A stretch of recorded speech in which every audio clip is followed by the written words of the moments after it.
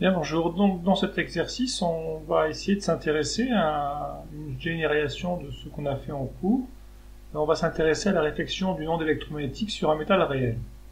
Alors, en cours, on a fait deux choses qui s'approchent de ceci. On a traité la réflexion sur un métal parfait et on s'est aussi intéressé à la propagation au sein d'un métal réel, mais sans s'intéresser à la transition entre le vide et le métal. C'est ce qu'on va essayer de faire maintenant.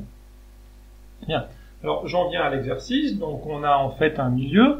On pourra supposer que du côté des Z inférieurs à 0, on a l'air qui est assimilé au vide. Et donc, la relation pour des OPPH sera, relation de dispersion sera K égale oméga sur C. Et dans le métal, pour Z égale 0, là, je vous renvoie au cours ou au début de l'exercice corrigé. On a montré que la relation de dispersion, c'est-à-dire le vecteur d'onde, d'accord, dans un métal réel, était un vecteur d'onde complexe, avec un aspect complexe associé à l'absorption du fait de l'effet Joule, avec une longueur caractéristique delta, ce qu'on appelle l'épaisseur de peau, et cette épaisseur de peau, on en avait vu en particulier, d'accord, qu'elle faisait apparaître oméga et gamma, donc à la limite du conducteur infini, l'épaisseur de peau est nulle, et on sait que dans le cas d'un métal parfait, enfin de conductivité infinie, les champs électriques et magnétiques sont rigoureusement nuls au sein du métal. Et également, on avait vu que l'épaisseur de peau avait tendance à décroître fortement avec la fréquence, et que pour une fréquence de l'ordre du mégahertz, l'épaisseur de peau était à peu près du micromètre. Voilà. Donc bien faire attention dans cet exercice que la relation de dispersion est différente dans les deux cas. Donc ça va avoir une conséquence importante lorsqu'on va chercher à déterminer le champ magnétique. Alors, la question de l'étude, donc j'ai précisé les domaines. Maintenant, on va supposer qu'on se donne, donc on va dire que ceci est une donnée. Donc, on va se donner le champ électrique incident, donc EI bar de Z et de T. Je prends une onde progressive dans les Z croissants sous la forme d'une OPPH, et donc propagation selon Z et polarisation selon UX. Alors bien sûr, cette seule onde ne peut pas être solution du problème entier. En particulier, la relation sur le vecteur d'onde n'est pas adaptée pour le métal, et il y aura forcément une partie réfléchie.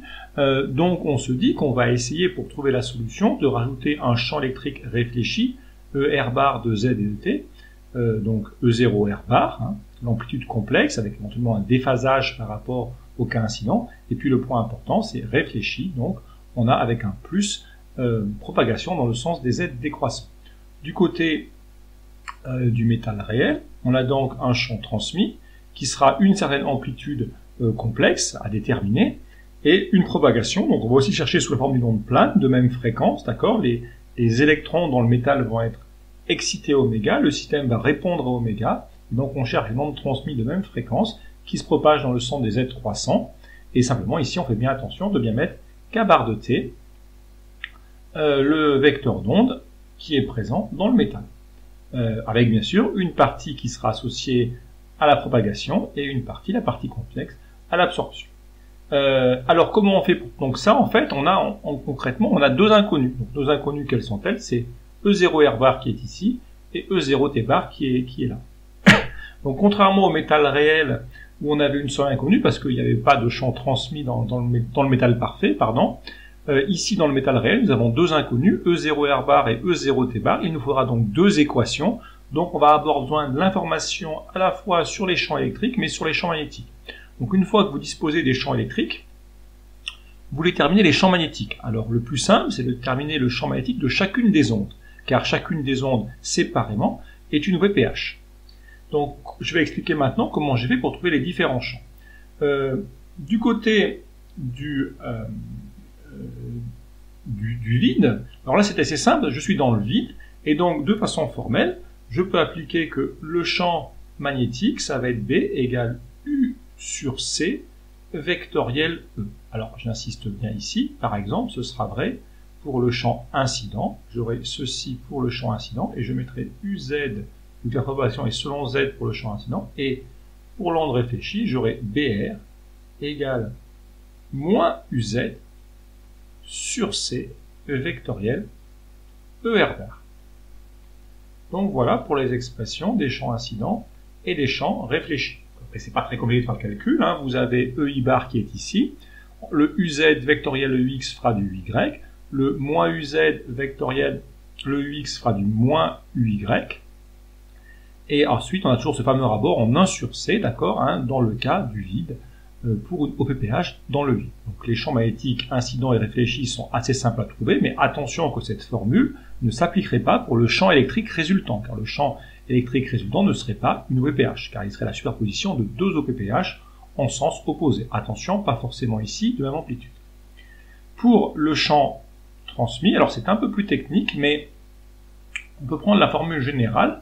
On va simplement dire que B bar de T, on peut appliquer la formule qu'on avait vue, mais on avait vu une formule, quand on avait commencé le cours sur les ondes électromagnétiques, pour une OPPH, on a ceci, et on avait vu qu'on avait cette formule-là qui existait, d'accord, et pourquoi c'est valable? Parce que vous avez bien une formule qui est toujours en OPPH. Alors certes, le vecteur d'onde est complexe, mais le point essentiel, c'est que l'amplitude ne dépend pas de l'espace. Si l'amplitude ne dépend pas de l'espace, enfin le terme en facteur, eh bien même si K bar est complexe, la méthode, si vous partez de rotationnel de E égale moins d rond B sur d rond T, vous voyez bien que cette relation, elle sera la même que vous soyez dans le vide ou dans le métal.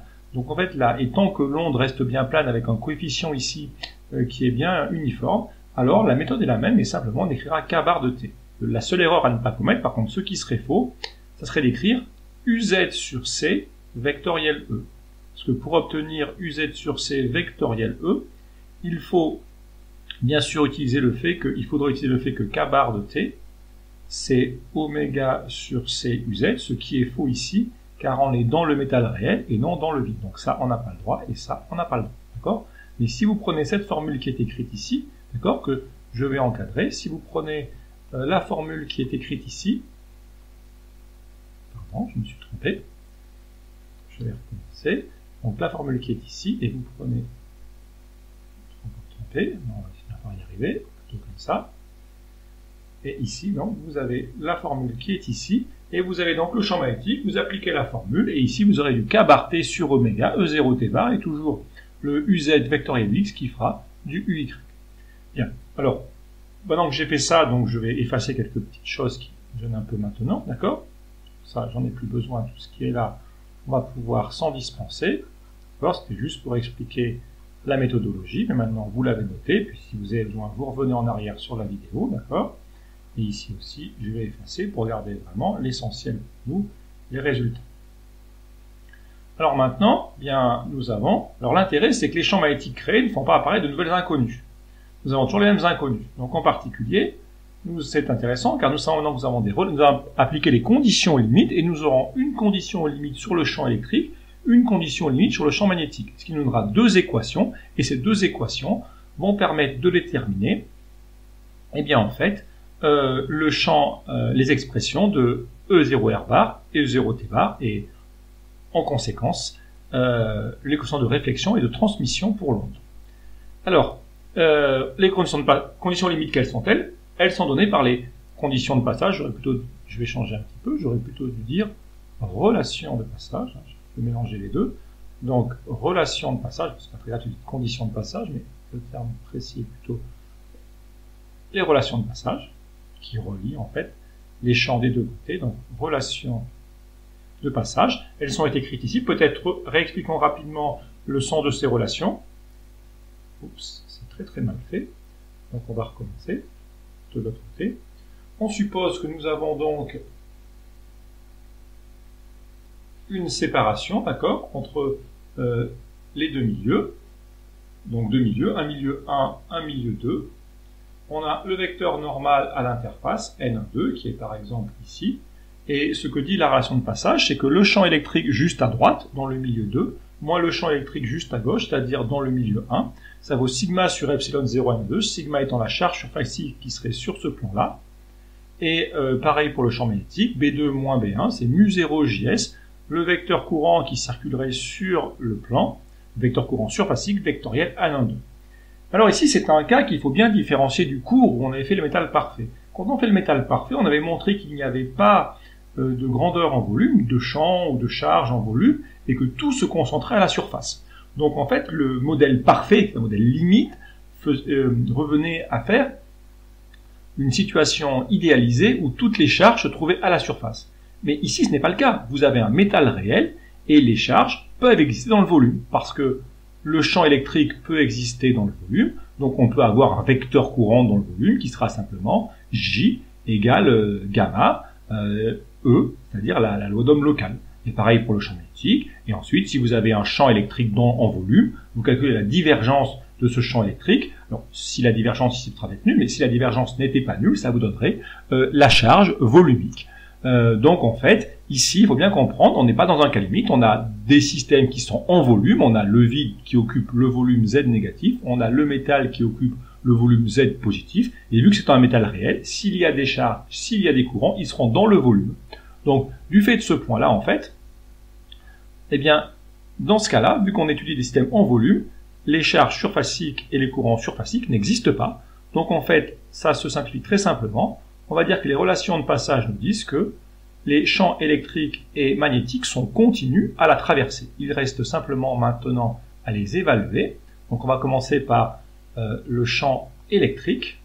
Donc pour le champ électrique, cette relation-là, on va la reprendre et on va dire simplement que ça fait quel que soit T, mais attention, pour Z égale 0, bien évidemment, au niveau de la surface, je vais avoir ici en Z égale 0 moins, parce que N12 ici sera UZ, 1 ce sera 0 moins, et 2 ce sera 0 plus. Donc j'applique la formule ici en Z égale 0 moins, quel que soit T, ça me fait exponentielle I oméga T, facteur de E0I plus E0 R bar, d'accord, le tout sur UX, qui va donc devoir être égal à ce qui se passe à droite, c'est-à-dire exponentielle I oméga T, la même formule, cette formule ici, mais appliquée en Z égale 0, E0 T bar, pardon, E0 T bar, UX. Les relations doivent être vraies quel que soit T, je vais varier les exponentielles I oméga T, et j'obtiens une première relation que je vais écrire ici, E0I plus E0 R bar, égale E0 T bar. Maintenant, j'enchaîne avec la deuxième relation, je vais faire champ magnétique, donc c'est en rouge, donc je fais la deuxième relation sur le champ magnétique, je me décale un petit peu, ce sera plus simple pour moi, et donc la relation sur le champ magnétique, donc j'écris donc les champs magnétiques, par exemple, l'un égale l'autre, hein, donc comme je veux, je pars par exemple sur ceux de gauche, donc j'applique en Z égale 0, et j'aurai donc E0I, et là ça ressemble à ce qu'on a fait sur les cordes vibrantes, surtout vous n'oubliez pas. Donc on va faire plus, parce que c'est plus quoi? Donc c'est bien la composante du champ magnétique, donc c'est forcément en facteur, pardon, pour tout le monde, un exponentiel I oméga T, comme ça je vais faire une grande factorisation. Je prends le champ magnétique incident, donc en Z égale 0 moins, le champ magnétique réfléchi en Z égale 0 moins, qui s'écrit moins E0 R bar, donc on somme bien les composantes, mais simplement l'une des composantes est simplement négative, d'accord? Et de l'autre côté, eh bien, j'ai une seule composante, enfin, j'ai un seul terme, d'accord? C'est K bar de T sur oméga E0 T bar exponentielle I oméga T, et bon, les deux étant selon Y, hein, UY ici, donc je n'écris pas, mais UY ici et UY là. Voilà. Donc bien sûr, de la même façon, c'est vrai, quel que soit T, et j'ai appliqué les formules en Z égale 0, Z égale 0 moins et Z égale 0 plus.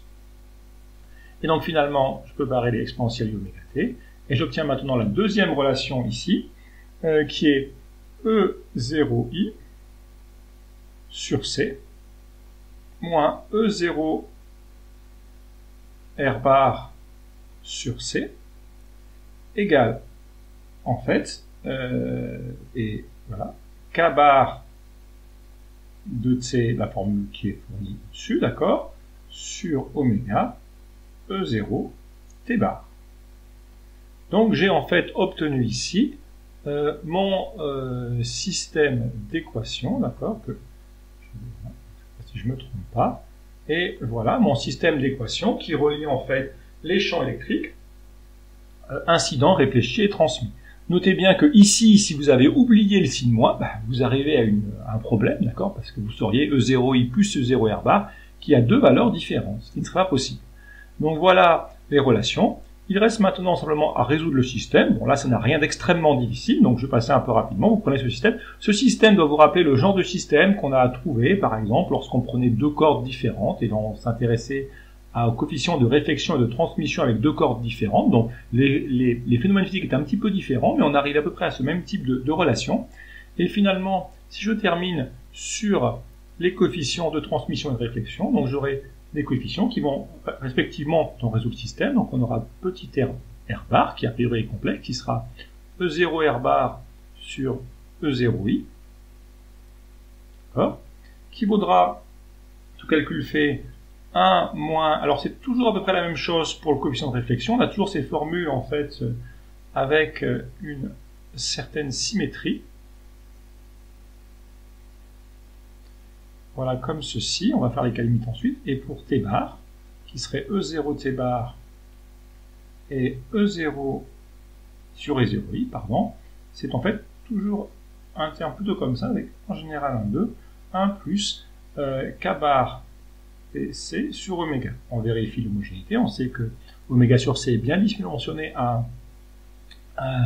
un vecteur d'onde, et donc c'est bien dimensionné correctement.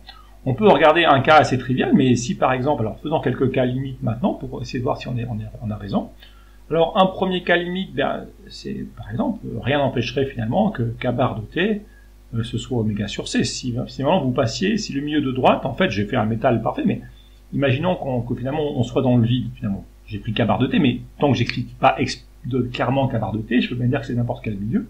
Et si je prends k bar de t égale oméga sur c, eh bien je vois que dans ce cas-là, r bar tombe à 0 et t bar tombe à 1. Eh bien sûr, si vous passez du vide au vide, l'onde est uniquement transmise et absolument pas réfléchie. Donc ça serait en allant du vide au vide. Donc la relation est valable, bien sûr, dans le cas limite, on passerait du vide au vide, parce que k bar en fait est n'importe quoi.